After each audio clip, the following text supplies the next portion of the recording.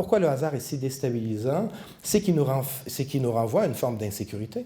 Si je ne peux pas contrôler ce qui s'en vient, si je ne peux pas prévoir ce qui s'en vient, ça génère de l'insécurité. Donc, ça nous rend inconfortables. Ça, c'est une chose. L'autre chose, le principe de synchronicité, c'est un principe extrêmement subversif pour nos vies. Pourquoi? Parce que ça introduit quelque chose qui s'appelle la gratuité. Et ça choque. Essayez, en sortant tout à l'heure, d'offrir quelque chose de gratuit à un passant. Vous allez voir comment il va vous regarder. C'est extrêmement provoquant, la gratuité. Eh bien, la synchronicité, c'est provoquant aussi pour ça. Parce que c'est un acte de création gratuit dans le temps. La causalité, c'est un acte d'acausalité, la synchronicité.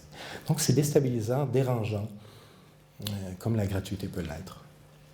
Et comment est-ce que, si on revient un peu dans l'histoire, comment est-ce que Jung a été amené à mettre en évidence ce principe de lien entre les choses? Est-ce qu'on peut entrer un peu dans un historique Tout à fait. Bien, à ce qui semblerait, Jung aurait rencontré Einstein dans un souper à un certain moment. On ne sait pas trop ce qui est retiré de cette rencontre, mais à ce qui semblerait, les deux se seraient rencontrés. Mais moi, ce qui m'intéresse avec la synchronicité, l'angle que j'aborde le plus, c'est cette dimension de la rencontre synchronistique, et il y en a une autour de la synchronicité. C'est la rencontre entre Jung et Pauli, Wolfgang Pauli, prix Nobel de physique. De cette rencontre a émergé le concept de synchronicité. Un psychanalyste et un physicien, de cette rencontre, ils ont élaboré ce concept de synchronicité. Et ce qui est intéressant, et là-dessus, le livre de référence qui est remarquable, c'est la correspondance Jung-Pauli qui est publiée chez Albin Michel, le gros livre bleu. Ça vous intéresse, c'est absolument génial. On voit là-dedans comment ils ont pris plus de 50 ans, ou je ne me souviens pas le nombre d'années, ils ont pris beaucoup de temps pour essayer d'asseoir ce concept de synchronicité.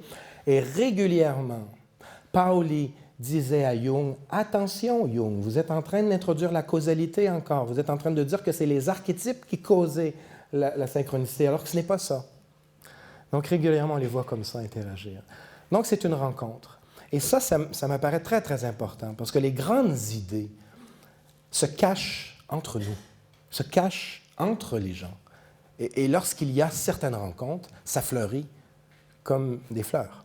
Donc, entre Jung et Pauli, il y avait la fleur de la synchronicité.